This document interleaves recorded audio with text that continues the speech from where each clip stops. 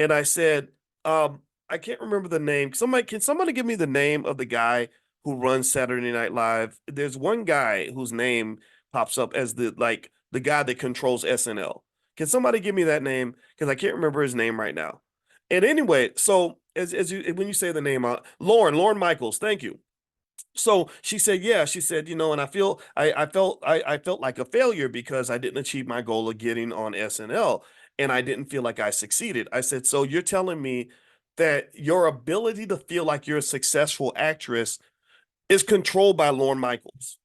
So Lorne Michaels, you've given him godlike ability to decide if you have a right to feel proud of yourself or not. Because you do know that Lorne Michaels could be a kind of guy who says, well, hey, if you sleep with me, I'll put you on the show. And then you can feel proud of yourself because you gave me some sex and I put you on SNL, right? Like, why would you allow someone else to control your ability to access something that is as important to you as your ability to feel proud of yourself or to feel like a success versus a failure? You got a lot of fake successes in the world, and you got a lot of people that have been falsely believed that they have failed because they allowed some gatekeeper or some system or process to give them access to their right or their ability to feel proud of themselves. And I don't think that that's very good for you. So what I'm saying is that one of the benefits of Black business ownership and Black control of capital and really thinking about our economics as really a part of our Black national security is that you then gain the right and the ability to reward yourself as a success or failure based on criteria and rules that you create, that you decide. Do you understand? Like, there ain't no white man on this earth that has the ability to tell Boyce Watkins that he's a good scholar. I don't need them to tell me that I'm a smart man. I don't need them to tell me that I'm good at what I do. I know these things. I have other criteria that are independent of people who don't like me. All right. I just don't need that. And that's very important because why would I even want that? Because their interests are different from my interests. Because if I gave them that power, they would use that power to control me. They'd say, "Well, boys, we'd give you more opportunities, son, if you cut down all that radical rhetoric that you throw out there." Well, you know what?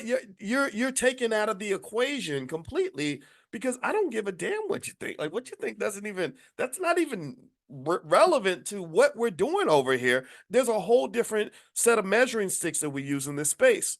So a lot of times your ability to win in a space isn't just driven by how good you are, it's driven by understanding on a consciousness, higher dimensional level, your ability to define the space within which you operate. Do you understand? I'm not talking about winning the game. I'm really talking about changing the game. I'm also talking about changing the arena within which the game is played. Do you follow what I'm saying? Do you get what I'm saying? That this is literally what consciousness is. An unconscious person will just play the game, keep losing, and doesn't know why they keep losing. A conscious person will go to dimension 3, 4, 5, and 6 and say, "Well, wait, what is this game? Who made the rules? Why am I here? Why is he the referee? Wait, what? Why is their basket further further away from the 3 point line than my basket?" Right? That's what higher level consciousness does, and I want you to be able to have that so you can really understand whether a game is even worth your time. Like good lawyers. You know what good lawyers do? This I love this. My attorney was explaining this to me one time. I thought that was great. Is excuse me. He says so. Most of the time, when you get sued, or if you sue somebody else, he said, my first step is not to defend the accusation that you've made.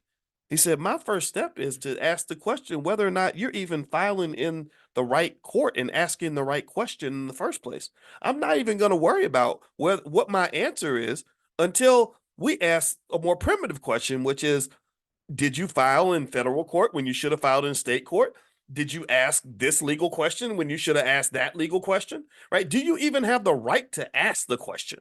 Right? And that literally is something I think we can learn from as a community in terms of how we build our families. When white folks question me and challenge me, I'm like, do you even have the right to ask this question in the first place? Before I get to, that was my whole argument. I think that's why I pissed off the people at Syracuse. I would have got rid of me too because I was a pain in their butt.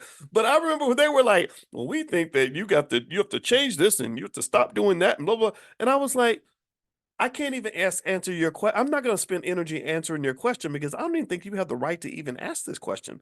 You're not qualified to ask this question because when I look at your track record and the fact that you've never even promoted a single black person in the field of finance in your 100-year history, what on earth would make me think that that a group of people who have a hiring record that is more racist than a Klansman even is qualified to evaluate black talent?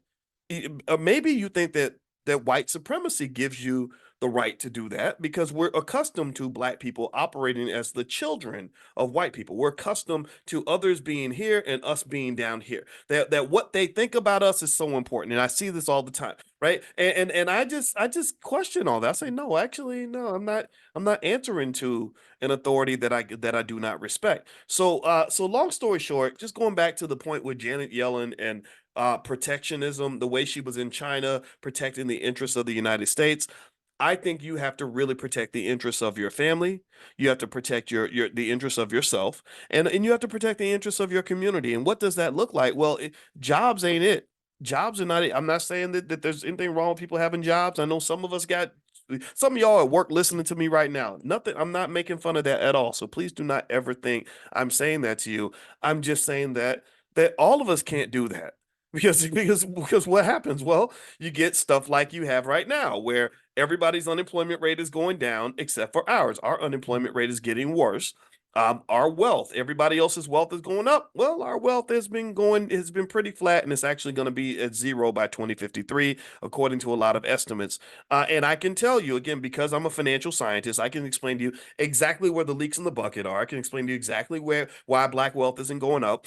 And a lot of it is mainly because you have what I would almost call leaks in the bucket, in the sense that you have things like student loans that are killing your ability of your best and brightest to even build any wealth. You have a lot of black college graduates who are going to die with a negative net worth. Negative net worth does not add to your wealth, it takes away from your wealth.